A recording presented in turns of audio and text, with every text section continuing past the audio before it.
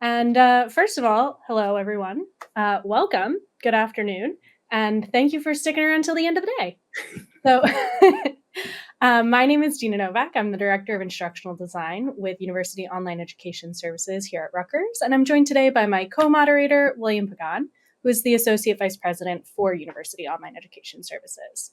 We are very excited to welcome our student speakers for this panel discussion. They will be introducing themselves shortly. But today's conversation is really going to focus on exploring their experiences as fully online degree program students at Rutgers. So during the presentation, we'll be keeping an eye on the chat and the Q&A, so please feel free to post questions. We'll do our best to reserve some time at the end for audience questions and address anything we can as we go. So I'm now going to turn things over to our student panelists. Please tell us your name, the program you're a part of, and a little bit about yourself as a professional outside of Rutgers. Hey, my name is Eric Rhodes. I am in the master's program in labor and employment relations. Professionally, I'm a design leader. I spent 20 years working in technology, doing user experience, customer experience. And the reason I jumped into labor and employment relations was because I'm interested in developing systems and tools for improving employee experience with the ongoing artificial intelligence onslaught as it goes.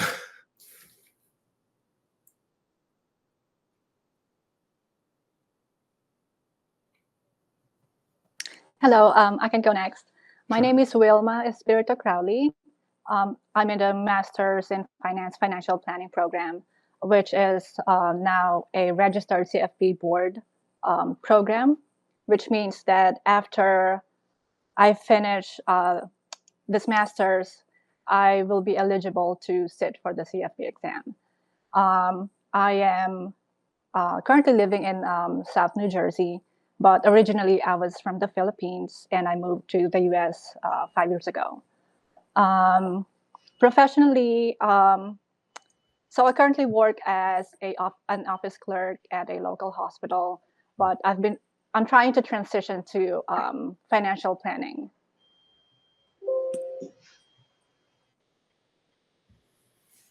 Phillip? Hi, good afternoon, everybody. My name is Phillip Berg. I'm in the EMPA program. This is actually final semester of coursework, and because it is all online. I serve as executive director of the Maine Library Alliance, which is it's organized as a nonprofit organization. We serve as the shared services agency for public libraries in kind of the northwestern quadrant of the state. We handle all of the different technology and information technology support needs for the libraries. It's a very interesting job, and so usually people in my neck of the woods, my sector, we don't really have any kind of experience or training, or too much of it at least, in terms of management and economics, things like that. Most of us are just librarians. So it was interesting going back to school here for the second graduate program. Great. And last but not least, Anita. Good afternoon. Thank you for having me. If my connection fails, I will turn my camera off. But my name is Anita Perrier. I'm actually the Vice President of Human Resources for Mass General Brigham. I oversee labor relations and employee relations for an academic medical center and a community hospital, and decided to go back to school about 1.5 years ago. And it's been a great and challenging experience. And so I'm able to apply exactly what I'm learning in my day-to-day at work, and it has certainly helped to supplement my knowledge base and certainly my confidence and credibility in the field. Thank you for having me. Wonderful. Thank you for joining us. So I'm going to start the line of, just tossing out some questions. We want this to feel very kind of free-flowing. As I throw out the question, feel free to just, for the panelists, raise your hand and we can start taking each one at a time. So I'll start with what prompted you to prefer to pursue further education at this point in your life and at this point in your career? What prompted you to go back to school?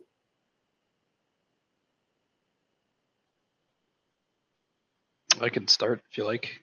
So I guess I'm considered mid-career at this point, and I wanted to make sure that I wasn't pigeonholed into a particular sector.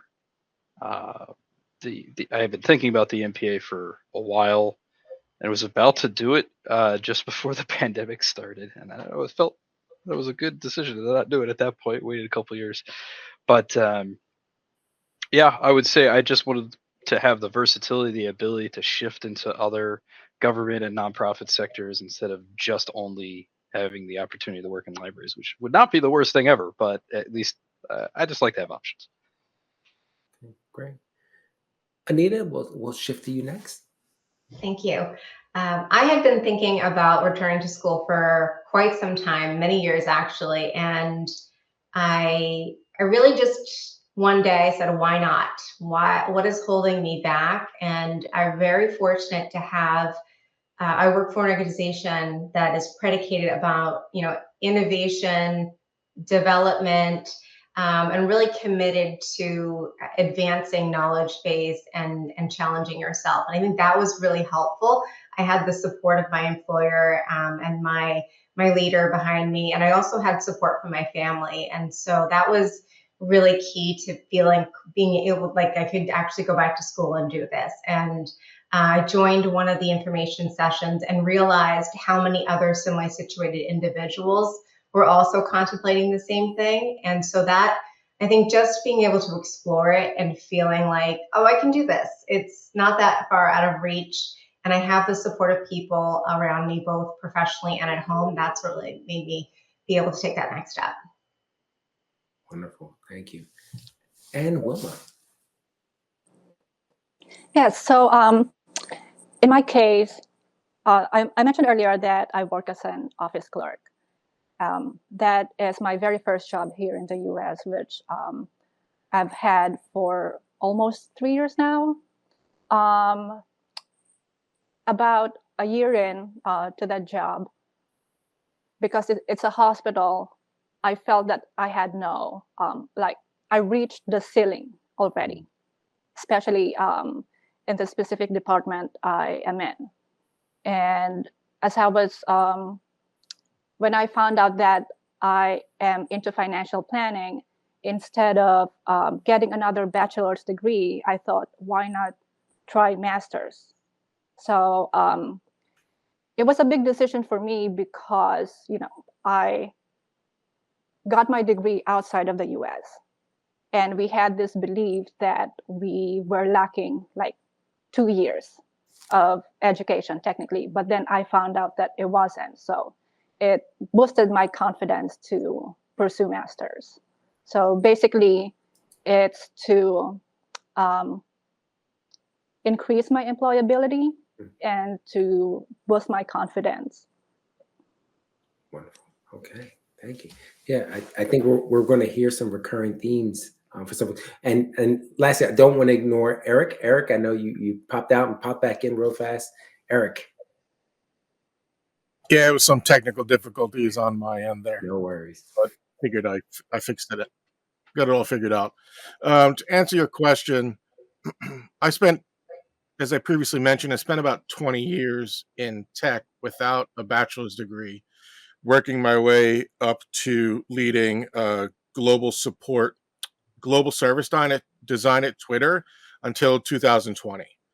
And right as the pandemic started, I was going to transition into focusing more on employee experience instead of customer experience and user experience, but using those methodologies to improve sort of the life of the employee. Because I've been working cross-functionally with the HR team, but the pandemic happened and something really interesting happened where I fell into this Web3 crypto art world and started getting really heavily involved in artificial intelligence from a use case standpoint. And I did that for about 5 years. And at some point, the market was really sort of just going nowhere. So I was like, let me go back and get my bachelor's degree. And the best way for me to enhance what I thought, I didn't really need a design degree. I have 20 years of experience working in large tech companies, global organizations. So I felt like I was really lacking in the employee labor arena. And I went back and got my bachelor's in labor and employment relations. I had no designs or interest in getting my master's when I had joined. And then I quickly realized how interesting it was, and I wanted to pursue and sort of, I think getting a master's degree adds credibility to your educational background, and so I wanted to enhance that. And the other thing was I have sort of designs to get a doctorate at some point, and my previous academic experience was crap. Let's be honest, it was terrible. But this experience at SMLR really enabled me to improve my academic standing overall. Ended up graduating summa cum laude as a bachelor, and now I've got a 4.0 average, which looks really good, I think, overall, if I want to, pursue doctorate at some point. So that was my sort of why I ended up pursuing this, this arena.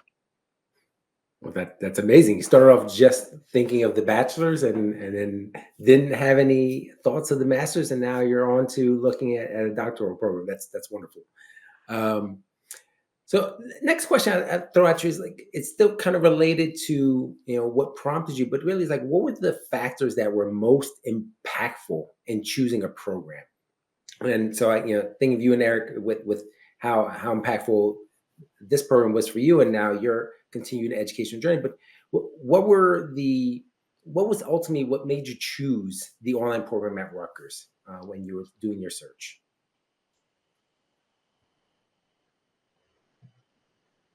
Sure, Eric. Go ahead. And then we'll go to I have ADHD, and so sort of traditional programs are really like the 9 to 5 model. It just doesn't work for me in general. I really like the asynchronous approach where and I'm a night owl, so I could do things at 2, 3 in the morning that fit my sort of my sleep schedule and my body schedule. So the asynchronous approach really, really fits just the way that I do business. And so that was my number one reason for choosing this style of program. And the reason I went back to Rutgers is because I started at Rutgers in 1996 at Mason Gross. And I felt like it would be a full circle moment to complete my bachelor's degree where I started. And that was going to be really important to me. So that's why I chose Rutgers, but specifically online because of the asynchronous approach. Understood. Okay. Anita, you had your hand up. Thank you. For me, it was really looking for a program. My interest was labor relations, and while I've done HR for more than 20 years. My heart is labor. I love negotiations. I love, contracts, and so that was really important to find a program that was really focused, not a watered down version of it, but really into the labor relations piece. And I looked at Cornell and I looked at some other programs. I think the flexibility of this course, being able to do it fully remote, was really helpful. The reputation of Rutgers, and I actually my undergrad was done in Canada, so I was, educated outside of this country, and I really didn't know a lot about higher education here and what schools are great. And as I started talking to people, they're like, "Oh yeah, I went to Rutgers," and I found out my stepfather went to Rutgers, and so it's just a really great reputable school. You can go in, you can look at all the courses, and I found the courses and the electives just really interesting. And so the flexibility, the reputation, and just the courses overall, the content to me I found it very attractive, and that's why I made the decision to go to Rutgers. Wonderful. Okay. And Wilma? Yes, so I'll give you a context. So before I took my bachelor's degree in the Philippines, I thought I didn't have any opportunity to go to college. But then I received this opportunity from my work, and I grabbed it just to basically get a diploma. it's something that was not my personal choice. And when I moved here and when I decided I want to continue studying, I told myself that I'm not going to do the same thing. I want to get education on something that I know I would like to do for a very long time. And at first, it was hard for me to identify what that program would be. And I guess because I didn't really plan on getting a master's degree, it just kind of happened. The first factor for me is learning about the American financial system. When I moved here to the US, I had no idea about anything. Like when I was, going to grocery stores, I would always like convert dollar to Philippine peso just to understand if it's cheap or expensive. So it was difficult, and then slowly I learned about like credit system, even the basic, like the proper use of credit cards, and I thought that was very interesting. So, and then I found a financial advisor on the internet who helps couple to have like a better communication about financial planning and to achieve their desired rich life. And I thought that was very inspiring because, he doesn't just give hacks, but he helps these couples to understand each other. And he's using behavioral finance, behavioral psychology to help them. And when I saw his Netflix show, I was like, that's what I want to be. And once I was decided about the program I wanted to take, I started looking up, available programs online. And I wanted to choose online because at the time I was already working full time, and I couldn't let go of my job. It's not. I couldn't afford to lose a job, and fortunately, I found Master's in Finance program here at Rutgers, which is, for me, I'm very lucky with those, turn of events. Thank you. Hey, You're welcome. Phillip, I think you had your hand up, or it also went dark on you for a second. Those automatic lights. I know, right? Yep. It's not an indicator of my interest level in being here today. So it did not take long for me to identify public administration as the place for me to move next in terms of degree work.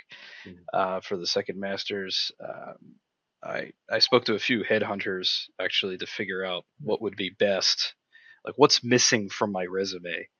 And I was thinking also maybe that what do they call it, like project management, PMP, I think. Right. And they said, look, if you're really going to invest time and money, the public administration is the way to go. It's going to open up a lot of doors for you if you ever chose to shift. So it was really just a matter of figuring out which university to go to. And, I know Syracuse has a big program, and a couple others, I think maybe Princeton does too. But I'm very busy.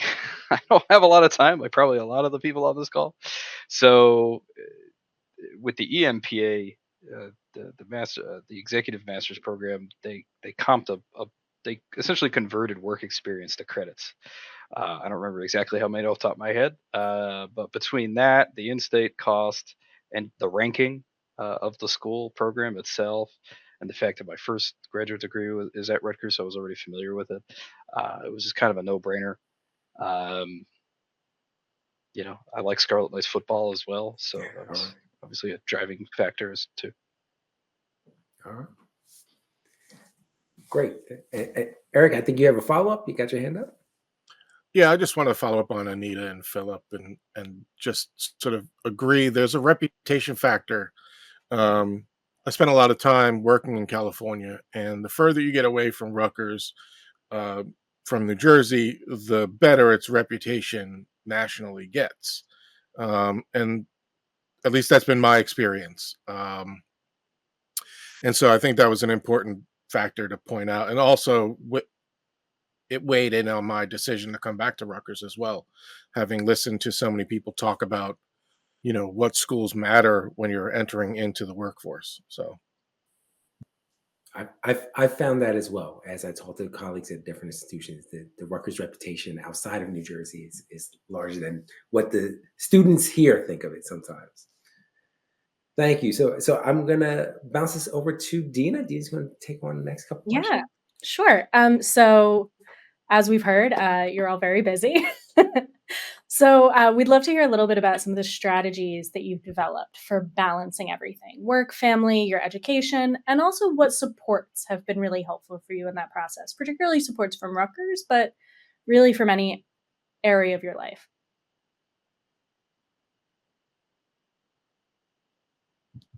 All right, let's do Philip, Eric, Anita, Wilma. Uh, for me, I actually, like Eric, I feel your pain, a bit of a night owl as well. So the asynchronous scheduling is a big help. I do probably more travel than I thought I would do with this position, both professionally and then I also, my wife and I like to travel for leisure. So the professors have been very open to opening up the platform a few weeks early so that you can see where you're headed. And not only does that help to you to understand why you're learning what you're learning that particular week, it also allows me to be a week ahead of time, a week ahead. So I'm always trying to structure it to be a week ahead with everything so that when everything does hit the fan in a particular week, I'm not behind. And if it wasn't for the professors understanding our different kinds of work-life balance issues, uh, I could certainly see how, and I don't know, but I imagine in other programs they're very militant with when they do and do not allow modules to open, weekly modules. So I'm very thankful for that.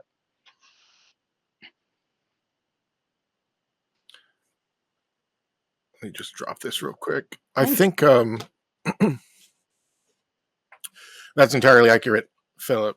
I would concur with that. What I've done is, with asynchronous, you're not seeing people face to face, so I make it a point to connect with the professors on an individual level. Um, if they offer like office hours, I will even make up an excuse to have to go and have an office hour with them, just so I like to build relationships individually, one on one.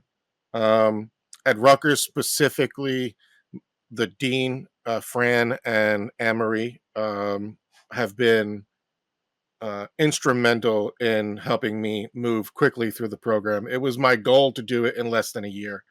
And I know that at Rutgers, you're only typically allowed to take 3 courses. My first semester, I took 5. I know that's wildly crazy, but it was just important to me to move through it quickly, and they helped support me in that approach. Um, choosing the right kind of classes, making sure like this semester's workload is heavier with less classes, because of the type of classes I was taking. So it's just that support you get from your advisor and your dean are super important, as long as you go out there and make the connections. And I've tried to do that. That's my number one strategy with asynchronous. Thank you. Anita, you're up. For me, I think it's really staying organized, having a committed day that I do a lot of my work. So depending on when assignments are due, and it changes based on each course, really backing in when my assignments are due and giving myself enough space and planning. So I like to plan out when things are due. And I love, I think it was Philip who talked about like working ahead. I have one class now which allows you the flexibility to work ahead as much as you can, which has been really, really helpful, given my calendar. Working as an executive, it's incredibly demanding. I have 4 kids, 2 are in college, 3 dogs. Like balancing the work and your personal, responsibilities can be quite tricky, but communication with your professor is key. And I think that was something I didn't anticipate. It's been more than 20 years since I had been in school, and so everything had changed. And so a lot of the professors allowed you to submit drafts of your papers ahead of time. And that was an area that gave me the most anxiety, was writing papers again. And so them giving feedback to you and being able to go back and forth was really helpful. Audiobooks for me. So like relearning different ways on how if I can do laundry and listen to some lectures, or do laundry and listen to one of my course books on Audible, that has been really, really helpful to get the content in while balancing my responsibilities at home. And so that and the Canvas app has been really helpful as well to stay on task. And giving yourself grace. Always give yourself grace. It's not going to be perfect. Life happens. And my kids complain about their homework, and I say, I see your work and I raise you a paper. So That's great. Wilma. Yeah, so for me, the strategies I have developed is firstly to get familiar with the resources and the materials ahead of time, just like they mentioned already. Like when I started, I made sure to, because this is my first ever online learning, I made sure to to navigate the platform ahead of time, and I make sure to review the syllabus as soon as they go live, and to read thoroughly the syllabus. I've had some classmates who missed out on, like they got like reduced grade because they missed on some important details, which was one of the first things that I took note of, because, for professors, like they have different approaches. Some are very like more lenient than the others. Like I have this one class where in our discussion post, we have to submit our discussion post on a Friday, and for the responses, it can be until Sunday. And the reason for that is to give us, like, it just makes sense that way. Like, why would you do a discussion last minute? Like, responses are okay, but not the post. Also, I try not to get to do things last minute. So what I do, since my job is fairly regular, like 8 to 4, I do, portions of the coursework at night. Like I don't wait till my day off to study. Like I read at night. I try to do the quizzes. And I guess one important thing as well is I learned about my learning style. So just like what Eric mentioned earlier, like in the previous question, with his ADHD, for me, the asynchronous also helps. I don't know if I have ADHD, but learning more about it, especially moving here to the US, I'm learning more about mental health issues, because it's very like a taboo thing in our country. So I was learning about, neurodiversity. I can relate. I'm like, why am I like this? Why am I experiencing this contradiction? And so in that sense, asynchronous learning really helps a lot, because I have so much flexibility. I can take, frequent breaks if I need to, and which is very important to me, because like an hour and a half class is like my mind is wandering. I can't focus. So it's for me, it's a really great experience. Thank you for sharing that. And I think it's a great transition to our next question, which is about unexpected challenges and the way that you've been able to resolve it. So, who would like to start for this one? It's Eric. Yeah, I can go first. Where do you want me to start? The first challenge is every professor uses Canvas differently. Some use it really basic features with clear instructions. Others use way too many features and instructions aren't always clear. And there is a balance between. I've seen it all. I've taken 20 classes over the last 2 years, and online, and I've seen pretty much the full gamut. It's the strategies I've had to implement that really help me deal with some of that. And that's, I think my program management background, I have spreadsheets for everything. Each class has a spreadsheet outside of Canvas, and I'm constantly double checking back and forth between what's due in Canvas with what's on my spreadsheet, because sometimes dates don't align where, Canvas isn't always clear. Professor wants something done on a Wednesday, but it's open until, let's say, the Sunday, right? And so you have to manage that expectation yourself. As an adult, you should, but those systems that I put in place for myself, like those spreadsheets and constantly checking, are what's important. I would say the biggest challenge is the different approaches each professor uses to Canvas.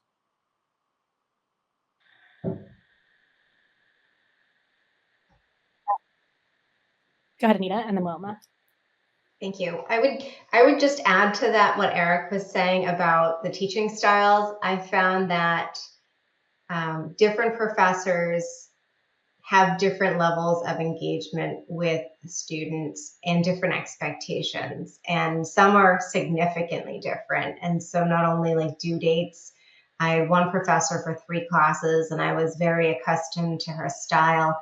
And then I had a very different professor who had I would say, less of a supportive and more of a black and white approach to learning. And not that it was a different approach, it was just a different way of doing it. And so I think being able to communicate in terms of the expectations is really important, and staying on top of, so I can then, when one of my professors is currently grading on a curve, which was very different, and said, out of the gate, this is going to be a really hard midterm. Everyone does really bad, basically, but don't worry, we curve on a grid. So it's the approaches to the teaching style I found to be very different and varied significantly by professor.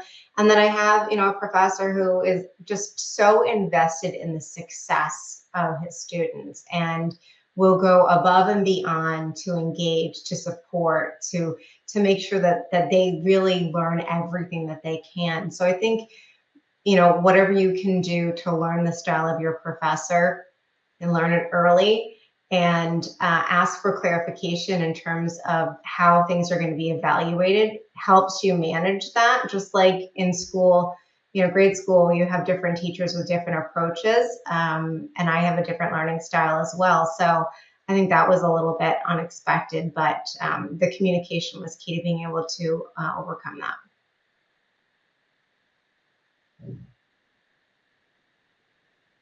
Wilma? Yeah, so I would like to add to that the different approaches that professors have. So last semester, I experienced I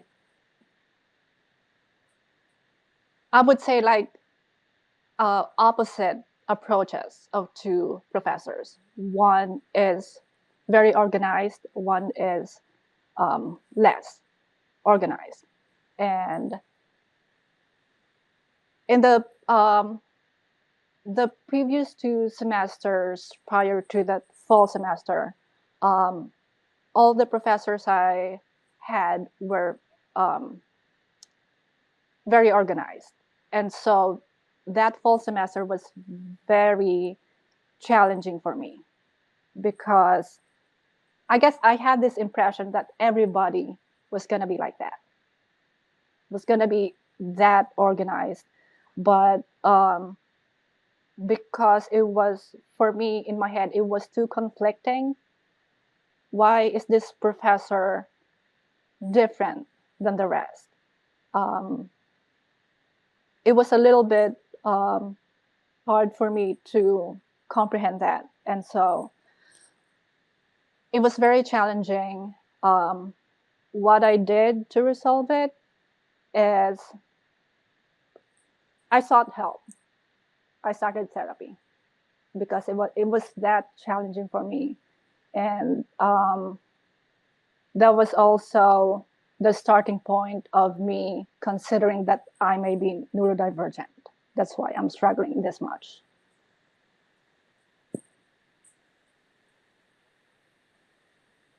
Thank you for sharing that. Did you want to add as well? Just briefly, I think my fellow panelists touched on probably what I would have said. The only thing I suppose I'd add is I didn't have a ton of experience being a student in an online learning platform, so there was a little bit of a learning curve. Our cohort created a WhatsApp group to kind of keep ourselves sane, which was and continues to be extremely helpful. And it was a little overwhelming at first, understanding all of the perks. Like I remember early on, there'd be a assignment like read 3 different articles on the New York Times or Wall Street Journal, and find a common thread and write a 2-page response paper, something like that. And like I don't have access. I don't pay. Do I now have to pay for these things? And then I realized, oh right, I'm a Rutgers student. I get all this stuff for free. Or free. It's part of tuition. So it was, and that's been great. Because now I could use those platforms until I guess I'm graduated to read things for personal reasons. So it was just an adjustment. That's all. Dena, if I can add to that as well, just being able to connect with peers in your class, I think has been really helpful. I've made some good connections of people we're working on projects together, and just being able to say, like, how's it going for you? Which classes have you taken? Which professors and what's their style? That has been really valuable in deciding which classes to take and which ones I think suit my interests and my learning style. So I think the connections with other fellow classmates has been really valuable.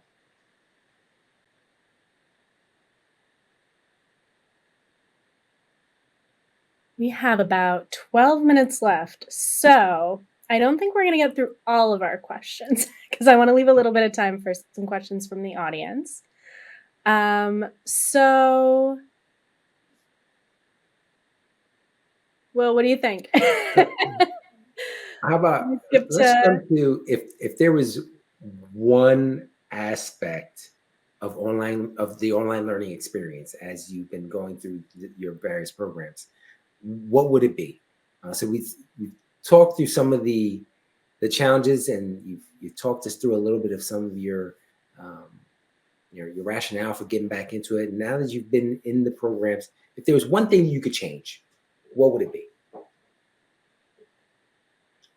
I'm happy to kick us off. I would love to see every class the ability to work ahead, to be able to get like as far ahead and give yourself some breathing room as possible, and only allow no more than 2 responses for each discussion post, because sometimes waiting for a third person to chime in delays it, and I have to mark it on my calendar and go back and remember that I haven't responded. So I chose 2 things. I'm sorry. Eric? Yeah, I would just add, if you're going to do lectures as a professor, please allow us to 2x the speed. I prefer to listen to it at 2x the speed. I get that your cadence is yours, but one of the benefits is that I get to be able to speed it up. So I would like that more often. Phillip, and then Wilma. Yep, I agree, 100,000%, Anita. But I have experience. That's kind of how it's been for me for all the courses. So I guess I you can't change something that doesn't need to be changed. From my perspective, at least. I would love to see a more consistent course shell. Hmm. The way that it's laid out, it definitely seems like some professors put more time into it than others. I think I'll leave it at that. Don't want to name names, but it's pretty clear who does that well and who doesn't. Okay. Wilma? Yeah, so something I would like to change. It was actually already started by my professor like 2 semesters ago. I think it was the first time being integrated in Canvas. It was the integration of an external discussion board. It's called Yellow Dig, if you're familiar with it. Yeah. It's way more engaging than the Canvas discussion board. And, it allows for like more flexible discussion. And I guess, can I add one more? Sure. Like, I guess the kind of questioning, the kind of questions, or the way the professors structure the discussion questions. Because like if they're asking about technical questions, then we're gonna have all the students are gonna have the same answers, and it's hard to build on that because what are we gonna add? Everybody said everything already, so that's one very big challenge for me. So it's like maybe add some, focus on how do you feel about this. Okay. All right. And we're probably going to switch to getting ready to open up questions. Unless you think we need to ask that last question on it. Yeah. Huh? Yeah, we'll ask one last question and then we'll turn it over to the audience. So what advice would you give to someone considering an online program?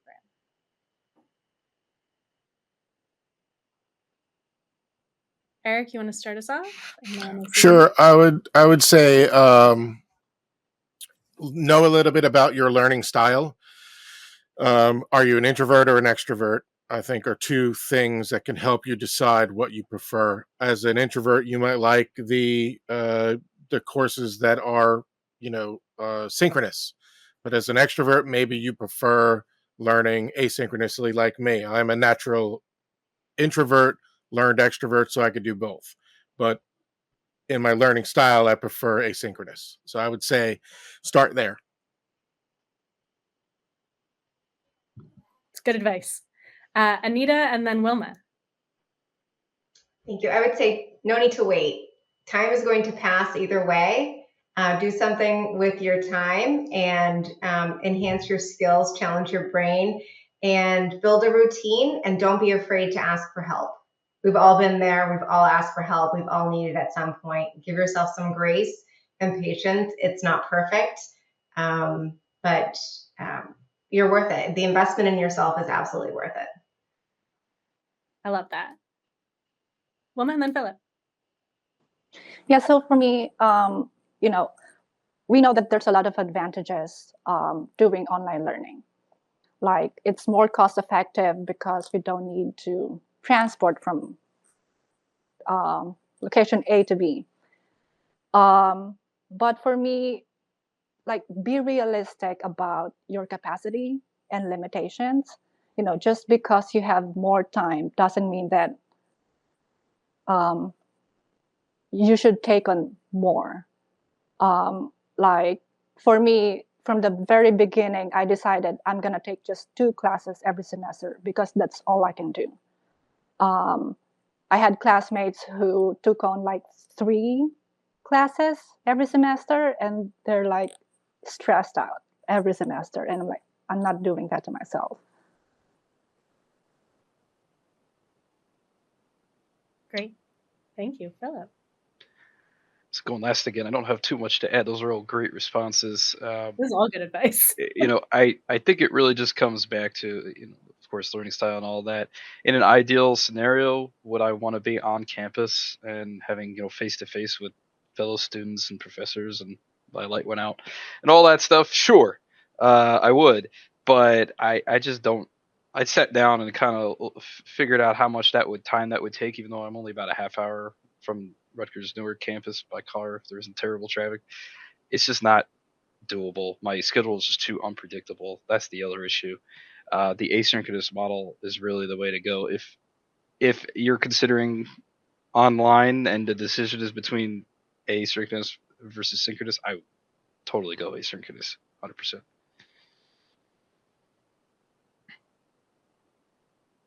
Excellent. Thank you, everyone.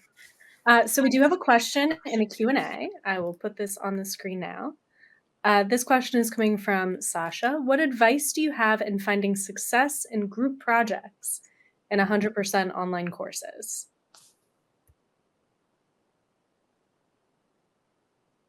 I can go first.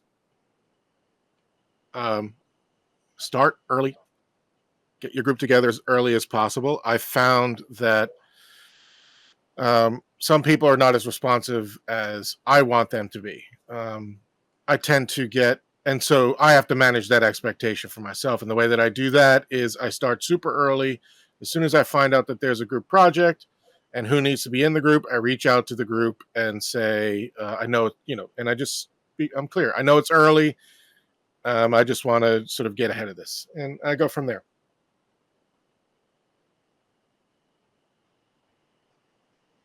Yeah, I find that having alternative methods of handheld communication really great, so that you're not constantly tethered to Canvas. This is actually the first semester we had a required paper that was group work in nature. So it's actually been very interesting to observe the cohort trying to figure out how to divide up into groups and figure it out. But the one thing that the professor required, which I had never seen before actually, and I don't know if this is everywhere, but it's called it's like a contract, a group project contract, where it actually states who will do what, and you sign it at the very beginning of the project, so that if it turns out someone's not pulling their weight, you're not going to be held responsible for their lack of commitment. Let's put it that way. So I found it was very interesting. I would have loved to have had that in about third, fourth, fifth grade, but I guess it's just for grad school.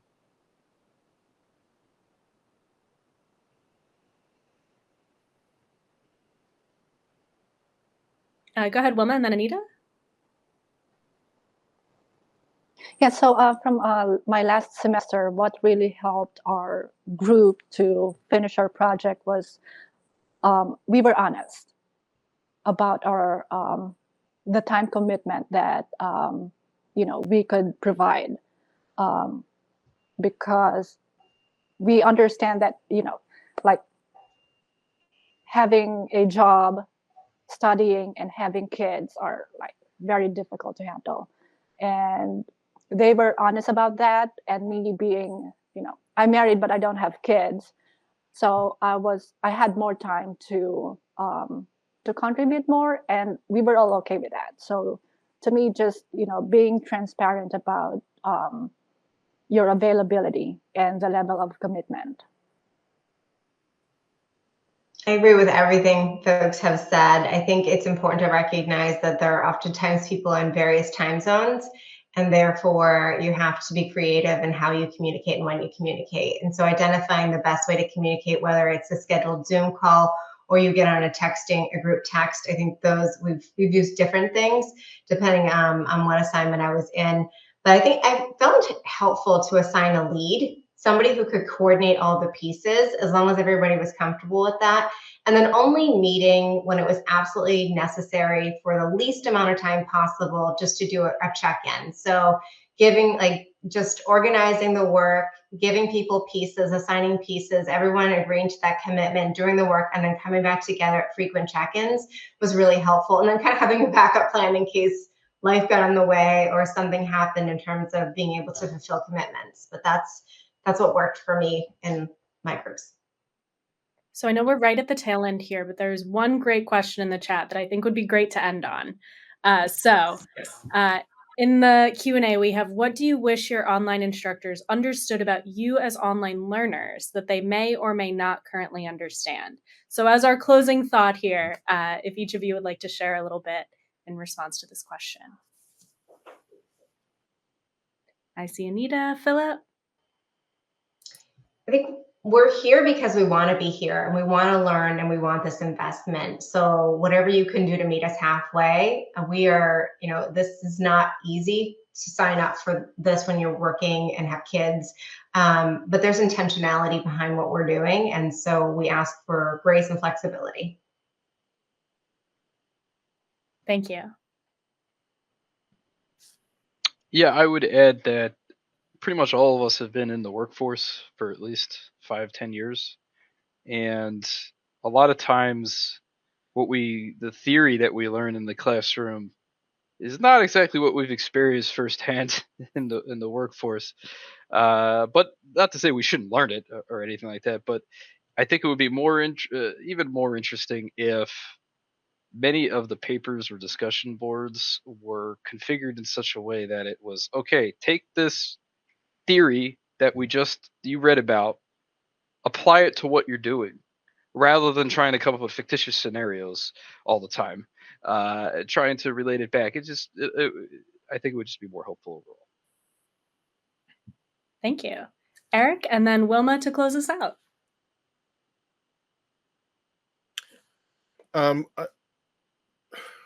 I was thinking about this.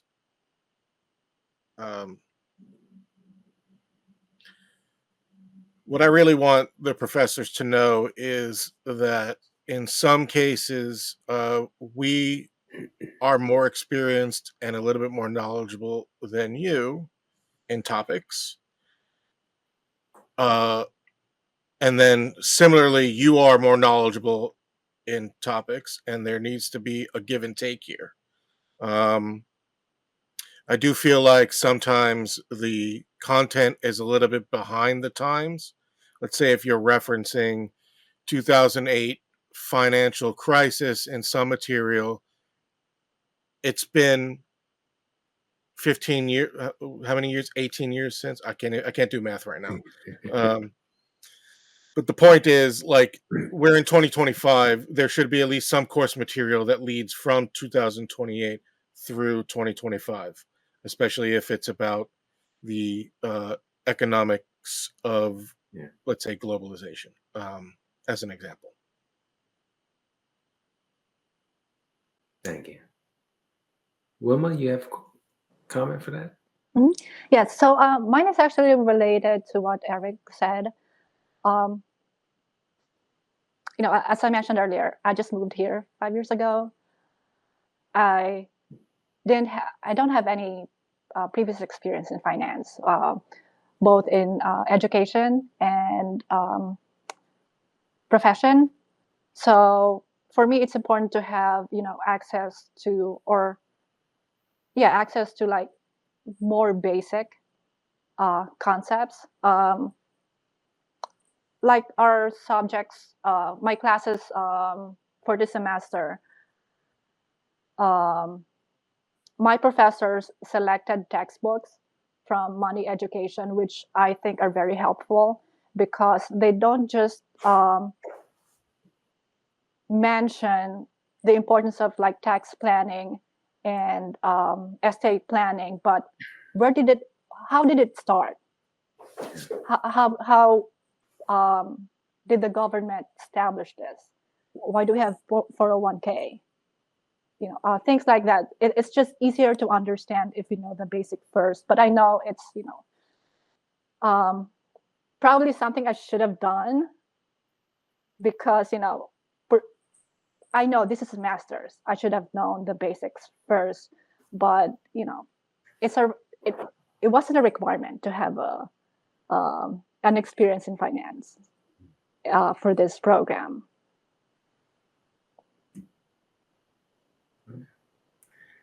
All right. Well, I want to extend my heartfelt thanks to all of you for taking time at the end of the day, as you all have been mentioning, working professionals, and you cut out a little bit of time for your day to join us today and impart some of your experience to those that are attending the conference today, which I think is extremely important for those to hear your voices. So again, thank you so much for joining us today and sharing your experiences with us. But my closing remarks are are done, so don't worry about it. I didn't say anything impactful other than thank you all for attending today.